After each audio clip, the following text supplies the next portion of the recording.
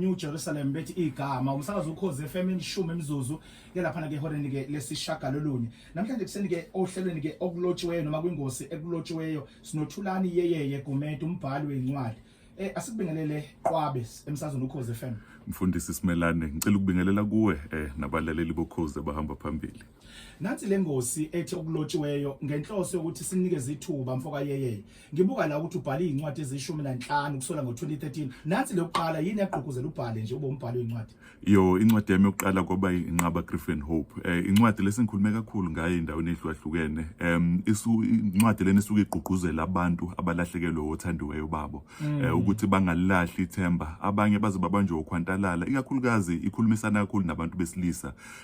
Ziningi ingqinamba ebhekene nabantu besilisa ngale ncwadi esengwazile ukukhulumisana namadoda ayithola esihlukumeza ngenxa ukuthi abalitholanga ithubelanele lokuthi babhekane nonhlobonhlobo zobuhlungu ababhekene nazo. Inqaba Griffin Hope incwadi yami yokuqala ke ngathi mase ngiyibhalile kwasekuholela ezinye incwadi ngenxa yokuxhumana nabantu abahlukahlukene ngibona futhi ukubaluleka kokuthi sikwazi ukubhala incwadi eyilethe isisombululo emphakathini yethu. Qwabe yeyeye zi13 incwadi noma zi15 incwadi osuyibhalile. Ngifuna ukubheka la kunale ncwadi ethi The Finishing Line uthini la?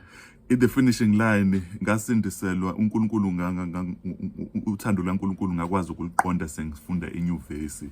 So ukuphuma enyuvesi ngiya emsebenzini ngibonile ukuthi ziningi ingqinamba zabantu ezibabambayo ukuthi umuntu afika amamukela uNkulunkulu abe nothando kodwa ngenxa yobude bendlela ayithole esekhubeka noma engabe sakwazi ukuqeda. Uma sibuka lapha eBhayibhelini uPaul ebhalela uTimothy ukhuluma ngokuthi ulibambi uhambe ukwazela ukugijima ibanga lakhe ngendlela efanele wakwazi ukuqeda. Into ebalekile kuwonke umuntu ongilalele njengamanje loludu uhambe sibhekene nalo sabazalwane zikhona inkinga zokulahlekelwa abathandiweyo sishonelwe noma silahlekelwe imisebenzi zonke lezi zinto ezithinde igcine seyilimaza abantu abanye baze babona ngazuthi uNkulunkulu akekho. Ngale ncwadi ngithe mangiyibhala yakwazi ukubagqugquzela abantu abaningi ukuthi kuzo zonke izinto esidlula kuzo uNkulunkulu khona. Ngifuna sigcine ngale Qwabe ethi kubamba uzinge la kuyincwadi yakaMovusela kubhala uthini lapha? Incwadi engicabanga ukuthi ngempela iyenza umehluko omkhulu ngiyikhiphe kuyo lenyanga kubamba ezingelayo. Khona ivesi engilithandayo lapha na kuMshumayeli 11:6 ukhuluma ngokuthi hlwanyela imbewu ekseni entambama kodwa isandla sakhe singaphumuli ngoba awazi ukuthi yipi imbewu ezoqhuma. Lokho ngithi ngigqugquzele ikakhulukazi uma ubuka iningizimu Afrika ubuka izinga labantu abangasebenzi litha libe phezulu kakhulu. So ngizama ukugqugquzela ukuthi lo osuke sawuphiwa umsebenzi akwazi ukuyimisela ngendlela efanele ebese ukuthi nalo osawubheka umsebenzi angaphelelwa amandla ngoba mhlambe inkampani ezimbili aqale kuzo zangamqasha wasebona ngazuthi sekuyambhedela aqhubeka abe nogqozi lokuthi aqhubeka awufuna umsebenzi uzowuthola. Ngenxa yesikhathi Qwabe kumele sigoqe ngifuna ukuthola la incwadi zakho itholakala kuphi wena utholakala kuphi inkundleni zokuxhumana?